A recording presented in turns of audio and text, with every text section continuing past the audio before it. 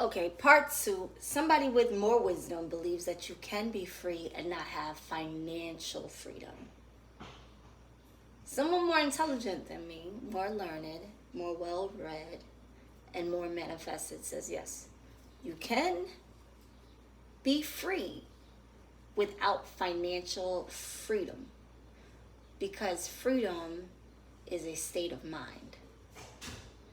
And freedom is also, to some degree, I'm saying this. I'm saying this.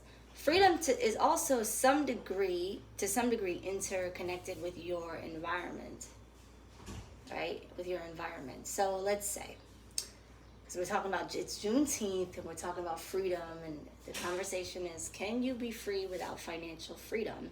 What if the entire infrastructure, the entire economic infrastructure as we know it is being dismantled and something new is being built? Meaning that the currency that we have and everything that we've been accustomed to relying on is no longer going to be. Something entirely new is going to be built. Which means that how people survive and how people thrive would also be connected to that. Now, we know wherever you go, you know, cross-continentally, various countries, there's different forms of currency. In the United States, it's the dollar. You go other places, it's got a different name. The value changes. You go to, you're able to find out what the current value of, which is basically the gold backing and things like that, right? But what if the entire economic system that's been built is not a system that's sustainable? Which would mean that the only direction of economic evolution would be to create something that is sustainable. So let's say we go back to another time, right? Where the currency was more like bartering, right? It was more like what skills do you possess? And the skills that you possess will be how you're able to survive in exchange with the skills that someone else possesses. Okay, so you know how to chop wood, you know how to build homes, you know how to sew, you're a seamstress, you know how to you have certain skills that are useful in our community, and this is how we get by, right?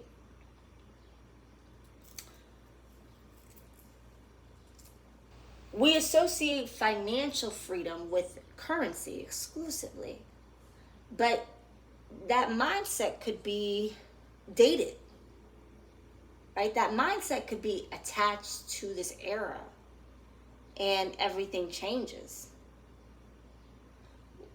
I'm not an economist. I didn't study, I'm not like, I'm a creative. I think I'm still trying to find more balance between the two. This isn't my, capitalism isn't my field, to be totally transparent in this. But I know that everything has its beginning, everything has its ending.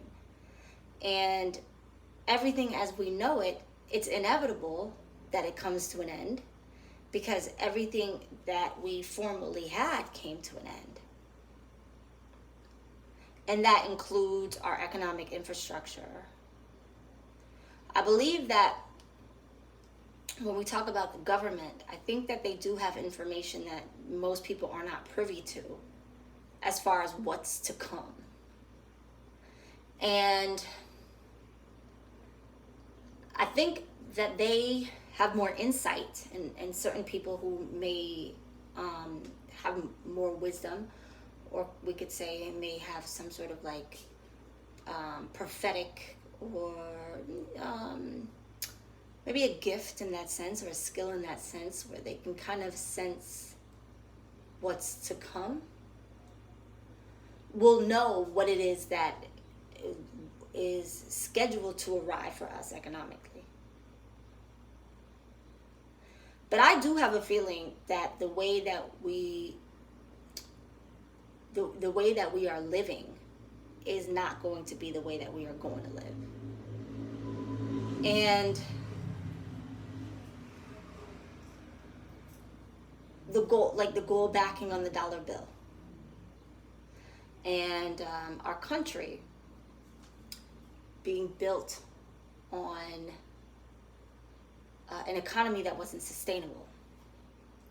Now, we could just talk numbers and make this conversation very practical, or we could dive into more of a spiritual conversation and say that the violation of the law of exchange is pretty much impossible, because spiritual laws are always going to be at hand, no matter if the trickery is a century, right? Like, let's see how long, because certain people's power is in the power of illusion. And it's not sustainable power because it's not really real, but it's more so, if it's real to them, then it's real, right? So how many people I can trick makes me kind of feel powerful, because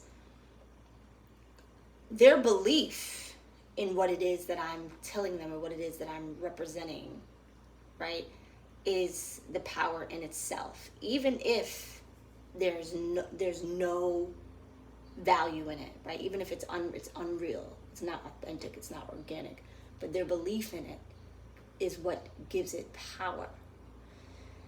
And so people's power is predicated on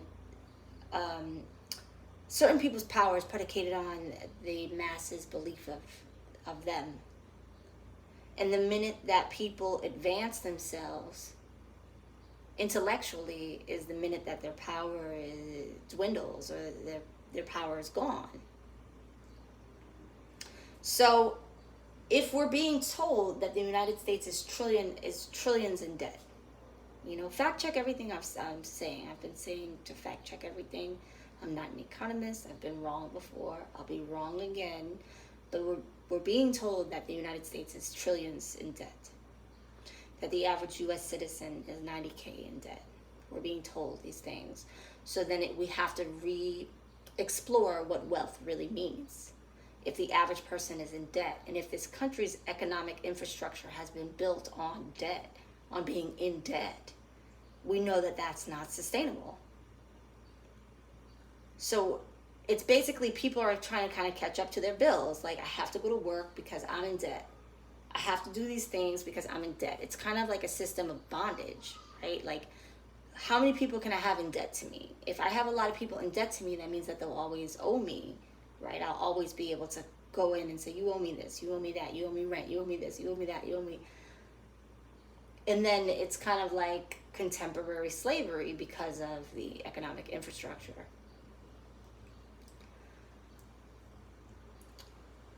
So the question, can people be free without financial freedom? I think the answer may be yes, depending on the shift of economic infrastructure. If enough people say this is not going to work, right? And certain things start revealing themselves. The law of exchange, for example. A lot of people, Juneteenth is a really appropriate time to talk about reparations, right? A lot of people are like, it's laughable that people are still talking about reparations. They're never going to get their reparations. I think that that's a fallacy, because it's impossible not to. The act of stealing labor and not compensating someone for that labor is violating the law of exchange, or the spiritual law of reciprocity is always at hand. Now, it might not be something immediate, but it has to be given. You cannot violate the law of exchange. Everything you take, you owe. It's just now a matter of a time game of when you have to pay it back. Some people say, well, certain social service programs, could that be seen as reparations? I think that if the majority of people who are on these social service programs are not descendants of slaves, then it cannot. And that's the truth. The majority of people who receive government aid are not, the average person who receives government aid is not a descendant of a slave. Is not a descendant of slaves. So it can't be, because it would have to be something exclusively for descendants of slaves. And again, it's not that that's not a way to go about things. If we're looking to create a better future, you don't assess the value of somebody and then give them what you think they're worth. It doesn't work that way. You have a conversation with somebody and say, how much do you want for this, right? How much, I'm an artist, how much do you want for this song? I love this song that you wrote. What is it priced as? What is it priced at? And then I tell you, and then we go to the negotiation process. And the answer is either yes or no after that, right? You don't give me what it is that you think is, enough. That's not good business practice, right? So a violation of the law of exchange is not exclusively a lack of reciprocity, which is spiritually, karmically, right, universally impossible. Now people think, what do you mean it's universally impossible? We have situations of people who have given free labor for centuries. What I'm saying is it's impossible because because you haven't seen reciprocity, just because you haven't seen what is owed being given, doesn't mean that it's not owed.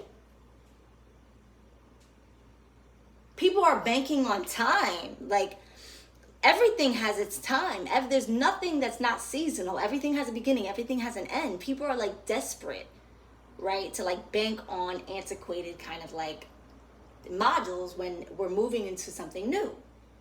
So you're like people have, and you have to understand that there's power also in your belief system. When you are dismissive about the thought of reparations, you're dismissive about the idea of financial freedom, because you're like, you study all these things and you're like, how can people give generations of free labor and not get compensated? Your belief in that, right, is giving it power. Your collective belief in the idea of being generationally robbed is giving generational thieving and roguing power. If you had full belief in the spiritual law of reciprocity, there would not be any power in the idea or the concept that you will not be compensated. You will be compensated. Everything that was taken from you will be given to you. Trust me. Just because you have not received it yet does not mean it's not on its way. Everything is patience. Life is patience. Death is patience. We all have an expiration date. If you believe in heaven and hell is all about a matter of patience. A lot of people take the hellish route because of a lack of patience. No, I want what I want, and I want what I want right now. I don't want to wait. What's the shortcut? The shortcut is X, Y, and Z. Now you can have it right now, but understand you might have to pay. You have to pay later, right? You can have what you want right now, but you will have to pay later. And people say, yeah, I want what I want and I want it right now. So what do I need to do to get what I need to get right now? So everything is a matter of patience. Patience is a virtue for a reason. You have given up because you've been so oppressed and so beaten down by extraordinary oppression and exploitation that you've given up hope when you're told. You're guaranteed these spiritual laws, the law of cause and effect. The law of exchange cannot be violated. Everything taken from you is owed to you. And the Christian belief system is sevenfold, which is kind of a nice little sweet trait. The Christians say, no, not just what's taken from you is owed. We're going to add a little extra on top of that for the pain and suffering, right? You go to court to sue somebody for doing you wrong. You're like, well, the psychological trauma, the pain and suffering. Don't forget about this. Don't forget, it's a little extra. It's kind of nice, right? So when we dive into the spiritual element of this conversation, understand that nothing taken from you is not owed to you. And that means generational wealth. I'm not going to get too gossipy, but there's something in the news right now about the administration and the head of the state's son. And a lot of things are coming out, and there was a guilty conviction. And, I'm not following the details of that. But I think that it is something worth looking into, right? Because I think that people who have given up on this conversation of reparations do need to see this as a sign that, the head of state has access to, I don't know if it's a key or a button, but they can basically make the call, I believe maybe with someone else, to push a button or turn a key, and they have weapons of mass destruction. They have nuclear warfare, right? And have the power, the military power, to make some extreme decisions. As we know, the United States made the decision to fund the war in Gaza. We know that the defense budget is tied into the military, it's tied into the task force, it's tied into law enforcement. All these people, their budget and their salaries are tied into that, right? So you have all of this authority to make a phone call or to do whatever it is from a military, you have access to major weapons of mass destruction. How does your son get a gun charge for carrying an illegal weapon? To me, that doesn't make any sense, right? Why would he have to go, why would he have to get an illegal, right? That doesn't make any sense. But if we dive into karma, right, and we dive into the fact that these spiritual laws are always governing us, regardless of what the optics may appear to be, you can kind of begin to say that this actually does make sense. So what does this have to do with financial freedom? What does this have to do with the emancipation of people? But the people are not financially free. The people need to develop faith. The people need to understand that what was taken is owed. And part of reciprocity is not just giving back or giving what you think is, I'm going to assess your labor and I'm going to put a value on it, right? I'm your oppressor and I'm going to put a value on what it is that you have, that I want or that I took, and then I'm going to give that to you, right? So I took all these things from you and I made millions and millions and millions of dollars of what I took from you. But in exchange, I'll give you, a condo in the hood, maybe some food to eat. But I profited millions off of profited off of millions of what I stole from you. But I'm going to try to shortchange you and give you maybe $40,000 for what I made millions off of. And you've got this network, right? And the network of crooks give thieving power. Like, you got, you're dumb, But it's never them, it's never the victim who the joke is on, because the law of reciprocity is inevitable. Pay now or pay later. You took a shortcut. You thought that was going to be it.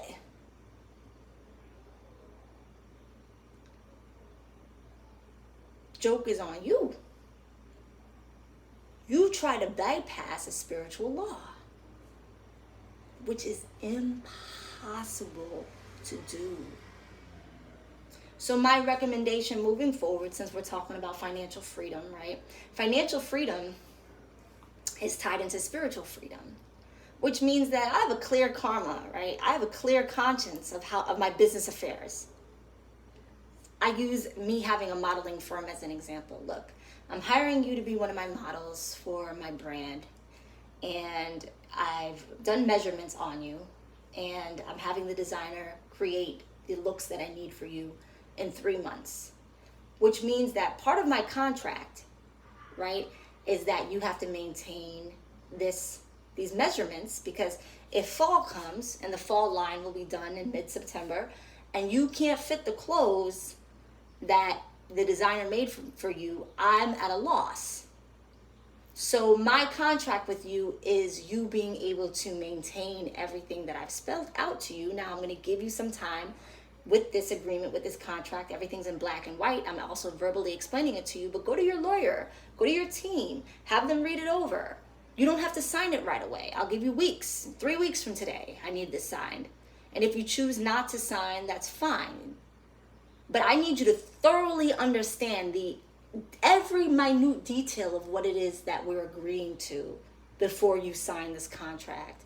I'm being totally transparent in my business dealings, totally transparent. There's no room for any ambiguity.